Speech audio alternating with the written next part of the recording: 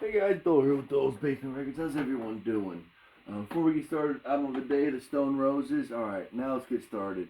This is going to be an episode about what was the first album you bled.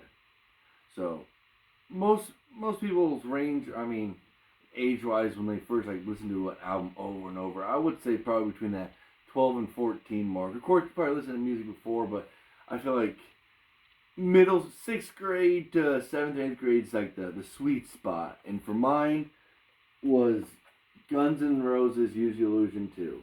In fact, it was actually on this CD I've had for over 20 years. Um, I bought that at a half price bookstore. Luckily, it's still there. They sell tons of books, CDs, records, comics, and so on and so on. But I was hooked on this album when I first bought it.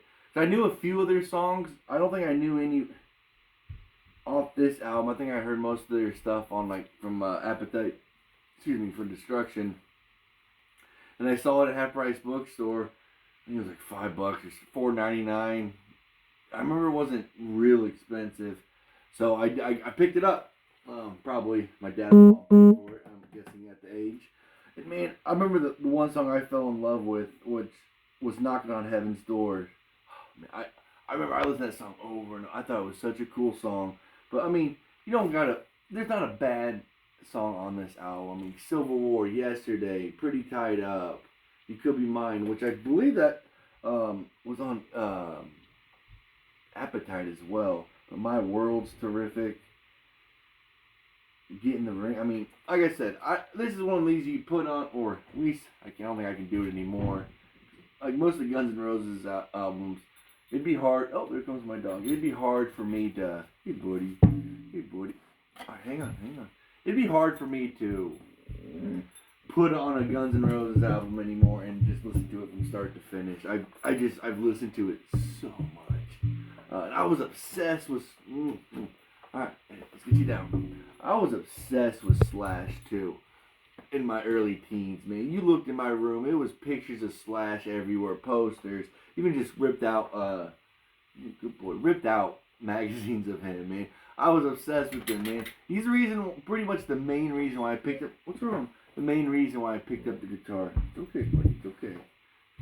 Yes, it's okay. You're not a lap dog, big guy. And I thought he was cool. Top hat, had sunglasses on always chain smoking cigarettes, always seemed like a bottle of Jack Daniels by him. And then he played my favorite guitar and looks the coolest, was Gibson Les Pauls. That's why I play Gibson Les Pauls, pretty much from him. Yeah, that was my first album I really just remember playing over and over and over and over, playing it on my CD player, cranking it really loud, having it walking around the Walkman constantly, playing that. I'm gonna do a few more of these, probably maybe another 5 or 6 albums of some of the first albums, because I kind of remember which ones I really started out with, where I just kept going and going and going. But other than that, man, that's gonna be it for this one, guys. And I hope you guys have a good one. And next time, please.